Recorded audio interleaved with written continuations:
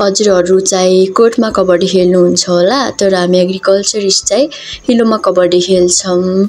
Hello and नमस्ते everyone, म चाहिँ बिएससी एग्रिकल्चर सेकेन्ड सेमिस्टरको स्टुडेन्ट सिएनआरएम रोल्पाबाट। आज चाहिँ हाम्रो असार 15 सेलिब्रेसन अनि हाम्रो कलेजको फिल्डमा एकदमै रमाइलो भइराखेको छ। हामी के गरेनौँ भन्नुभन्दा पनि के गऱ्यौँ भनेर ध्यानमा दिएको छ हजुरहरूलाई। म भन्छु, हामी हिलोमा फुटबल पनि खेल्यौँ, हामी हिलोमा कबड्डी पनि खेल्यौँ, हामी हिलोमा पौडी पनि खेल्यौँ, हामी सबै खेल्यौँ के हुन्छ नि त। एकदमै मजा आयो। अनि एग्रिकल्चरिस्टहरूको लागि चाहिँ यो असार 15 चाहिँ एउटा दसैँभन्दा कम चाहिँ नहुँदो रहेछ।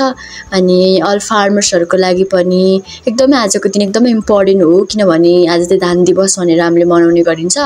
अनि धान नभए त हाम्रो अब हजुर थाहा नै पाउनुहुन्छ, धान भात भनेको हामीलाई एकदमै इसेन्सियल कुरा हो है। दिनदिनै हामीलाई चाहिन्छ भात। अनि हामी भात चाहिँ धानै फलेर रोप्ने हो। कसैलाई त थाहा छैन होला चाहिँ भात चाहिँ कहाँबाट आउँछ भनेर पनि थाहा हुनसक्छ क्या कसैलाई, धानबाट आउने हो भात चाहिँ है।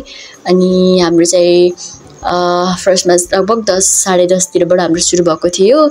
हामी आएर बिउहरू गोडेर अनि टक्क पानी पनि एकदम कम थियो आज चाहिँ, सो पानी लगाउँदा लास्टै ढिलो भइसकेको थियो। त्यो ढिलोमा चाहिँ हामीले रमाइलो पनि एकदमै धेरै एक्सट्रिम रमाइलो चाहिँ गऱ्यौँ, तर म चाहिँ धेरै हिलोमा चाहिँ खेल्दिनँ।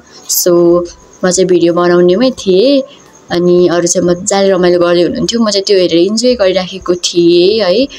अनि हाम्रो चाहिँ लाइक धान चाहिँ रोप्नु चाहिँ कसरी रोप्नु भन्दाखेरि चाहिँ हाम्रो एउटा रिसर्च टाइपको थियो। 5-6 वटा भेराइटिजहरू चाहिँ ठक्क हामीले चाहिँ ट्रिटमेन्टहरू एप्लिकेसनहरू बनाएर चाहिँ एउटा रिसर्चको टाइपमा चाहिँ हामीले रोप्ने भनेर चाहिँ हाम्रो सरको गाइडेन्समा चाहिँ सिनियर सरको गाइडेन्समा हामीले चाहिँ रोपेको थियौँ। अनि हाम्रो दही चिउरा खाने दिन पनि त हो आज, सो हामी दही चिउरा चाहिँ मजाले खाएको। अनि त्यसपछि दही चिउरा खाएर फेरि अगेन हामी चाहिँ कहाँ गएको भन्दाखेरि हिलोमा नाच्यो गायो जे पनि गरिदिने हो हामी फेरि है, मस्त हो। अनि पढाइ चाहिँ अस्तव्यस्त नै छ, तर रमाइलो भनेपछि चाहिँ फेरि मान्छेहरू सुतेको नि उठ्छ क्या।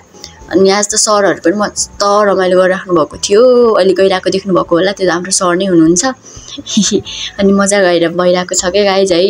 अनि टक्क भन्दा के भन्दाखेरि चाहिँ रमाइलो हुन्छ हिलोमा खेल्दा पनि होइन। एउटा एग्रिकल्चरिस्ट भइसकेपछि माटोसँग चाहिँ डराउनु हुँदैन क्या गाइज।